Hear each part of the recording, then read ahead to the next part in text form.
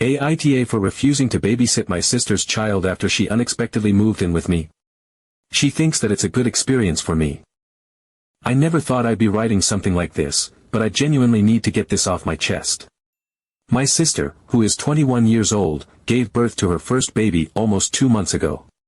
I'm 26 and, although I work with kids professionally and have a lot of experience taking care of them, I don't have children of my own, and I'm very clear that I don't want any either. That has always been my stance. I love kids, but I've never had the desire to be a parent. And that's never been a secret. When my sister got pregnant, I had my reservations. It was a planned pregnancy, but she barely knew the guy she was having a baby with. They met, got serious extremely fast, and within a few months, she was pregnant and moving in with him. I remember sitting her down and telling her, very calmly, very respectfully, that a baby is a lot of work. That being sleep-deprived and emotionally overwhelmed is not just something you can brush off. That even with a partner, parenting can feel isolating, exhausting, and relentless. I also made it very clear, as kindly as I could, that although I have a flexible job and experience with kids, I was not going to be her built-in babysitter. I didn't want her assuming that just because I love her and love kids that I'd automatically step into that role. She brushed off my concerns and said she and her partner had talked about it all and were prepared. I let it go. It was her decision, and she seemed confident. Fast forward to the birth. I dropped everything to be there for her. I stayed with her in the hospital, helped with paperwork, talked to the nurses, advocated for her when she was too tired to speak up, and held her hand through so many tears and moments of anxiety. I didn't mind. I knew that childbirth is hard, recovering from it is even harder, and I wanted to be there for her while she found her footing. For the first few weeks after she got home, I was at her place constantly. I brought meals, helped with feedings and diaper changes, and let her take naps while I looked after the baby. I never complained. She needed me, and I showed up. Then, something happened that completely caught me off guard. One afternoon, she texted and said she wanted to come over. I assumed she was just visiting, maybe wanted a change of scenery or needed a break. That was totally fine. I tidied up the apartment, cleared some space for her diaper bag, and waited. She arrived not with just a diaper bag, but with bags and boxes and baby gear. A bassinet. A baby swing. Blankets. Bottles. Toys. Her clothes. The baby's clothes. It quickly became obvious that she wasn't just visiting, she was moving in. I stood there stunned while she said that her partner, my brother-in-law, had to sleep during the day because he works nights, and she didn't want to keep the baby in the house and risk disturbing his rest. She said it would be easier for everyone if she just stayed with me for a while. I didn't even know how to respond. I hadn't agreed to this. She hadn't even asked me. She just made a decision and showed up with her entire nursery. And for a while, I tried to make it work. I genuinely did. I figured she was exhausted, maybe postpartum hormones were playing a role, and this wasn't the time to argue. I rearranged my space, gave her the bedroom while I slept on the couch, and tried to maintain some kind of balance while still working full-time and managing my own commitments. But very quickly, things got out of hand. I became the primary caregiver, without ever agreeing to be. Feedings. Me. Diaper changes. Me. Soothing the baby through colic, sleepless nights, teething discomfort. Me. All of it fell on me, while my sister either slept, scrolled through her phone, or took long showers to relax. Meanwhile, her partner continued his night shifts and slept undisturbed in their apartment while I, someone who never chose to be a mother, was pulling night duty and surviving on 2 or 3 hours of sleep a night. And what made it worse was that my sister acted like this was natural. Like this was exactly what she expected of me. She kept saying things like, well, you know what you're doing, and, I'm still recovering, you're better at this than I am. I tried to remind her, gently at first, that I have a job, that I still have deadlines, meetings, responsibilities, and my own life to take care of. But that didn't seem to register. If I said I needed a night off, she'd look at me like I was being selfish. If I mentioned how little sleep I was getting, she'd say, welcome to parenthood, as if I had signed up for this. But I didn't. I was never asked. I was just expected to step in and take over. The final straw came when I told her I needed to scale back and start setting firmer boundaries. I told her, calmly but clearly, that I couldn't continue being her full-time support system without sacrificing my own well-being. I wasn't angry. I wasn't yelling. I just said that this situation wasn't sustainable, and that while I still wanted to help, I couldn't keep doing everything. I told her it was time for her to return home, work things out with her partner, and find a routine that didn't rely on me burning myself out. She didn't take it well. She accused me of abandoning her, of being cold and ungrateful, of not caring about her or the baby. She cried, told me I was being cruel, and said she couldn't believe I was choosing sleep and free time over family.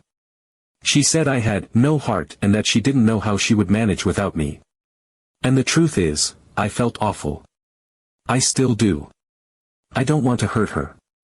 I know she's overwhelmed, scared, and unsure of herself as a new mom. But I cannot be the person who holds everything together while sacrificing my own health and sanity. This isn't what I signed up for. I agreed to be a supportive sister, not a third parent.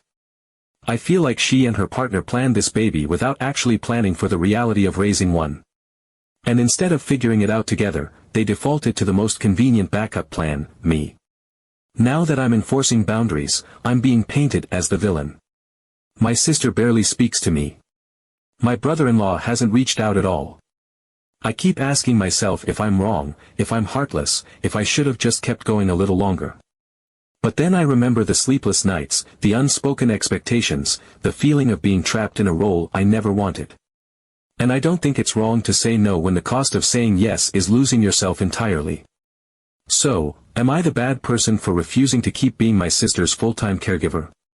For setting boundaries and wanting my life back?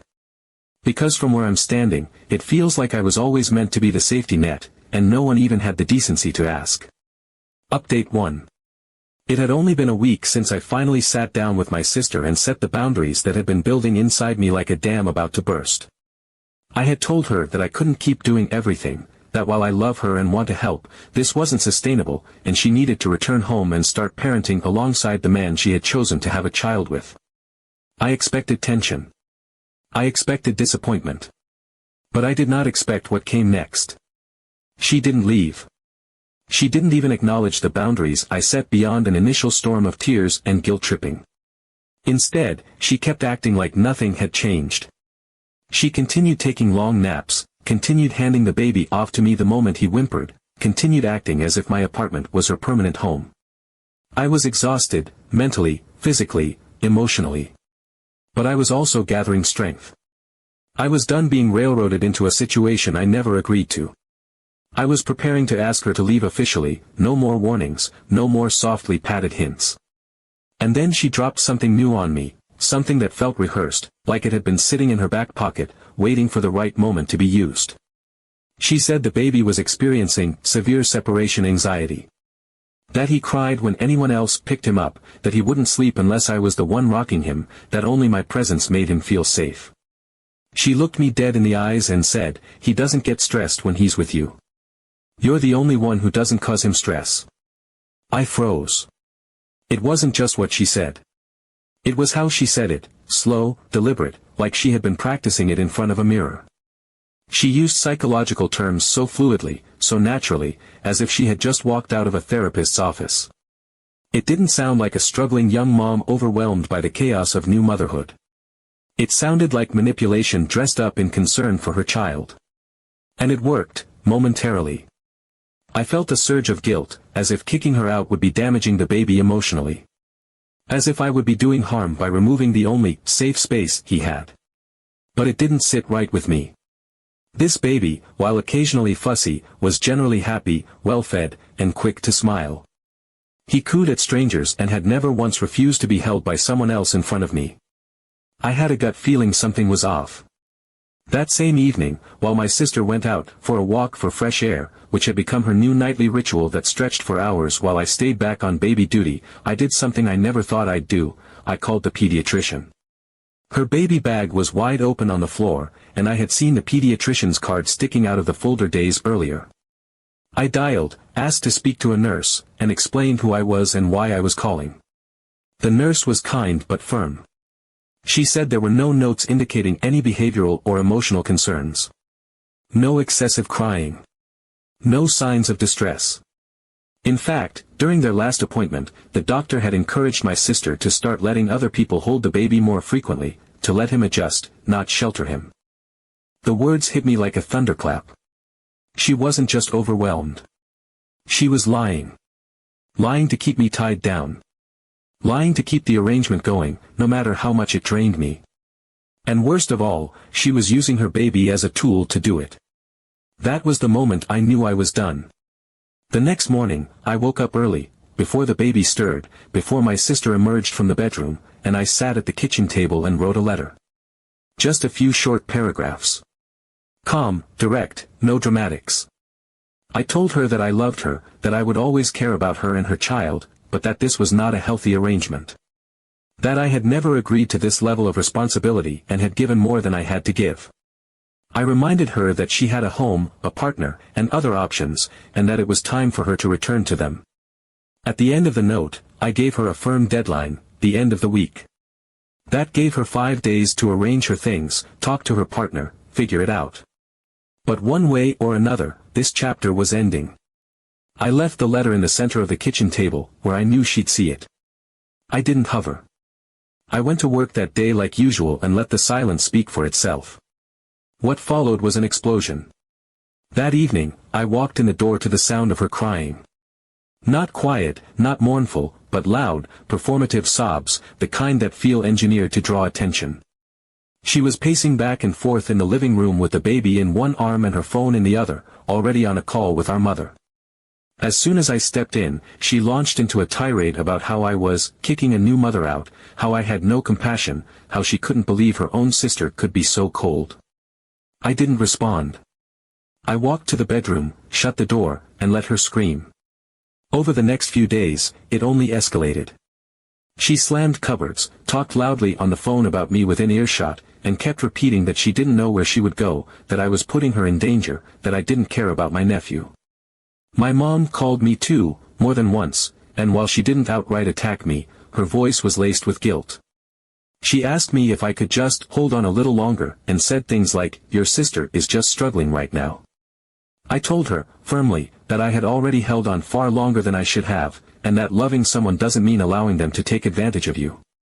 Each night leading up to the deadline, my sister tried a new tactic.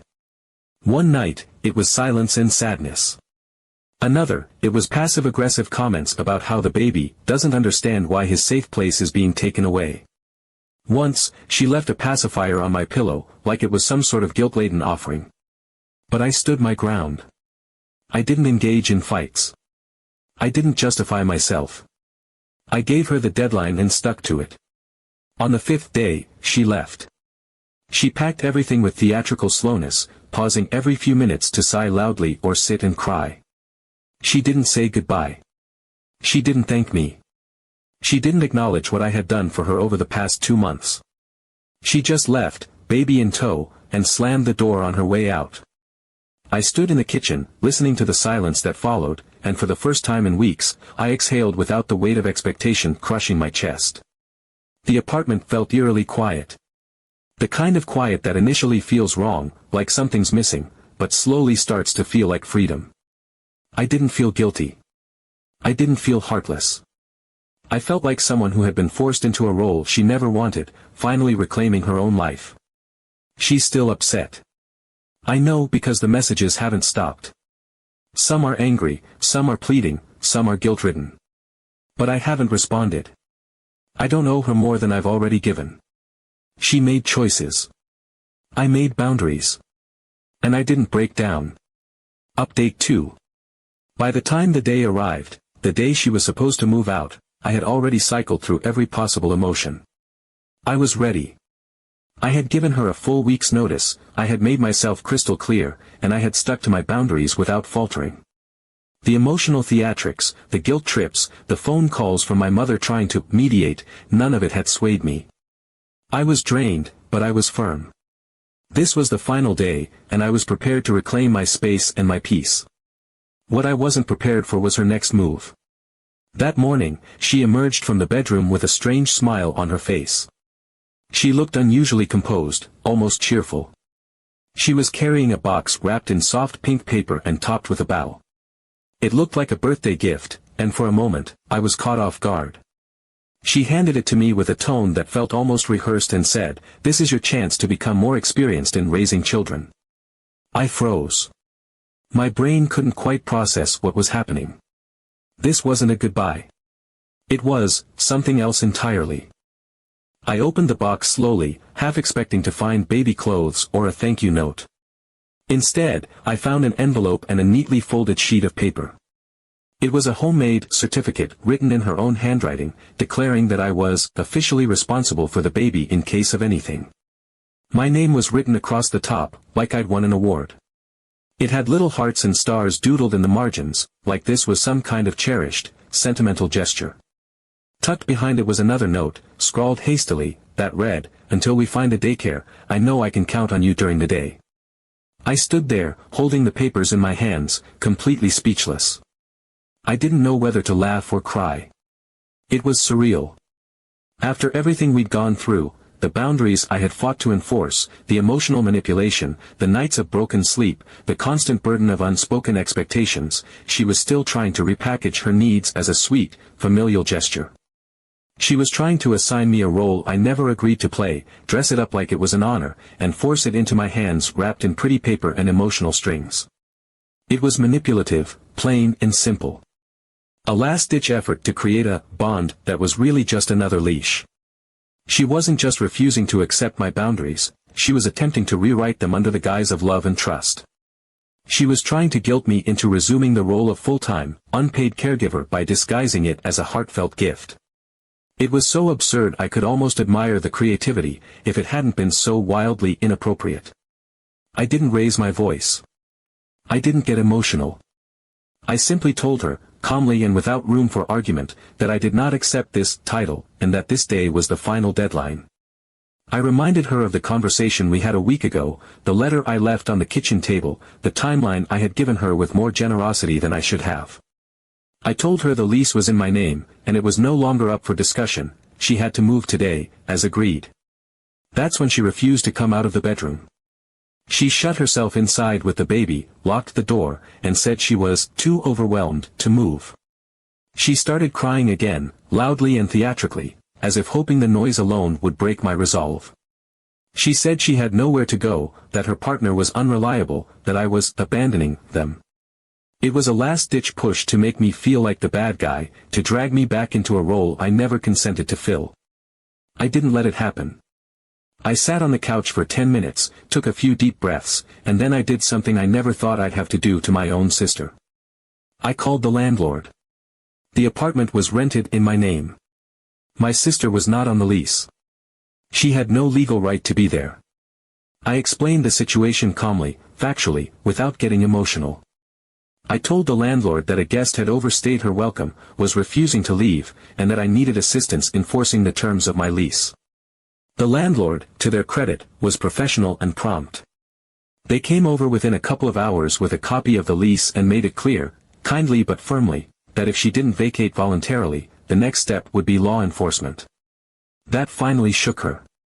She emerged, red-faced and angry, muttering under her breath about betrayal and how family doesn't do this to each other. But she started packing. She moved slowly, making as much noise as possible. She slammed drawers. She dropped things loudly. She kept repeating, "I guess this is what I get for trusting you," as if I had somehow violated her trust, when all I had done was refuse to be manipulated any further. She packed everything, the baby's clothes, her own belongings, and yes, even the absurd certificate and the ridiculous bow-wrapped box. She didn't say goodbye. She didn't thank me for the weeks of support, the sleepless nights, the meals, the emotional labor. She left in a cloud of resentment, carrying not just her bags but a narrative in which she had been wronged. And I let her leave. I didn't chase after her. I didn't try to explain again. I didn't second-guess myself. I had done everything I could, given more than I had, and endured far longer than anyone should be expected to. She made her choices. I made mine. In a few hours she left with everything, including the gift. Update 3. It had only been 2 days since she left. 2 days of quiet. 2 days of coming home to an apartment that no longer felt like it was slowly shrinking around me. 2 days of making coffee without baby bottles cluttering the counter, 2 days of sleeping through the night without the sound of crying or pacing or the endless tug of guilt. For the first time in weeks, I didn't feel like I was surviving someone else's life, I was just living mine. But I should have known it wasn't over. It was a Sunday afternoon. I had just returned from the grocery store, arms full of food that, for once, I could pick without considering an infant's needs. I was halfway through putting the bags away when I heard a knock at the door. I wasn't expecting anyone. I opened it, and there she was. My sister. She was holding the baby on one hip and gave me this practiced, casual smile. She said she had forgotten a few things and needed to grab them. I hesitated, but I'm not a monster. I stepped aside and let her in. She walked past me like she had never left. Within half an hour, she was back in the bedroom.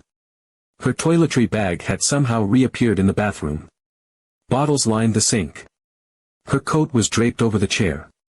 The baby, wrapped in the same blanket I had seen 100 times, was napping in his old spot on the couch.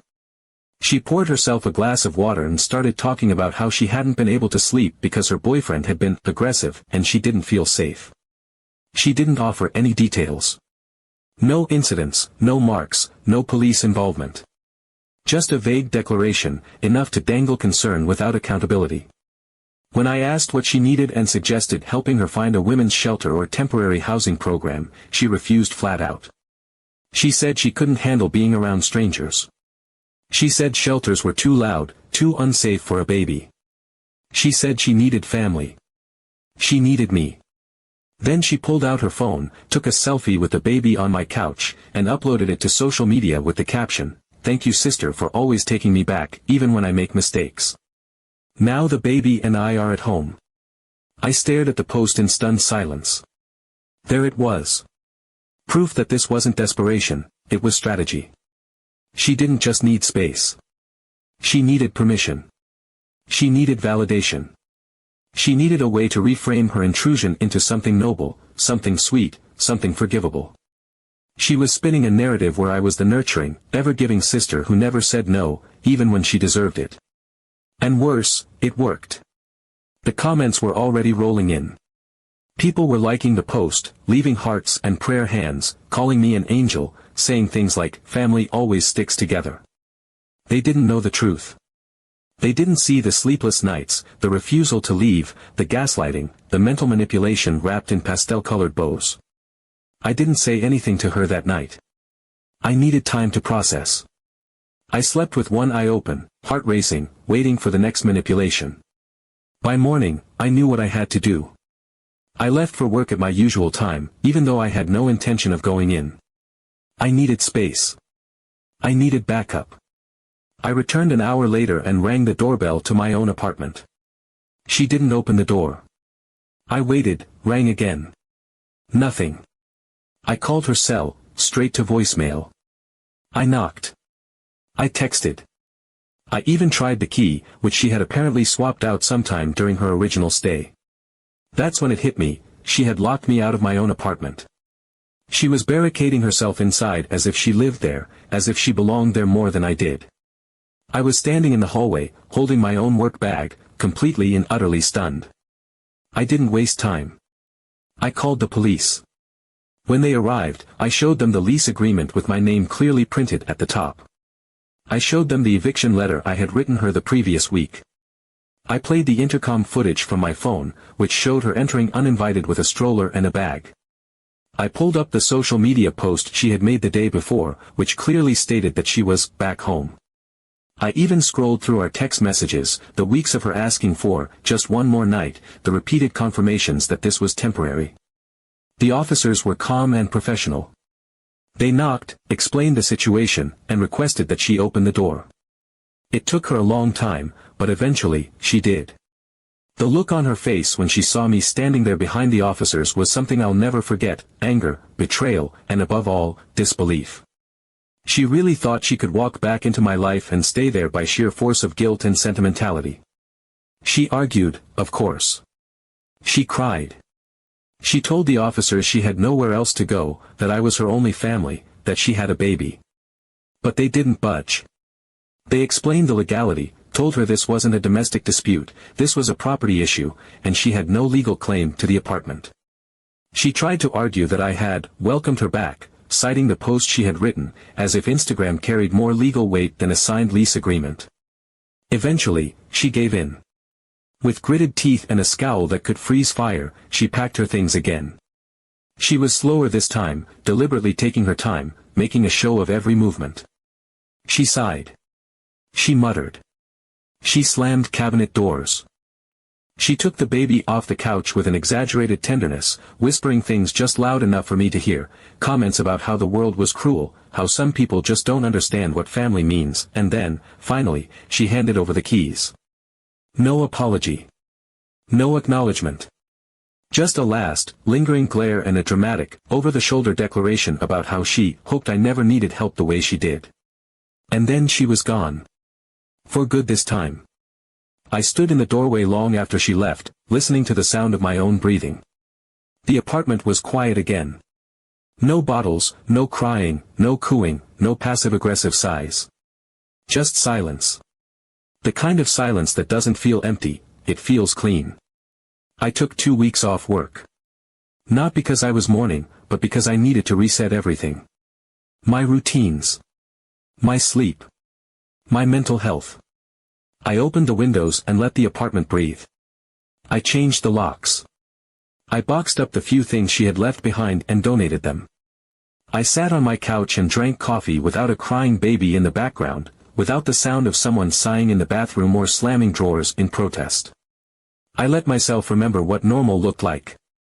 What my life looked like when it was mine. And in those 2 weeks, I came to understand something I had never fully grasped before: love for family does not mean automatic consent to self-sacrifice.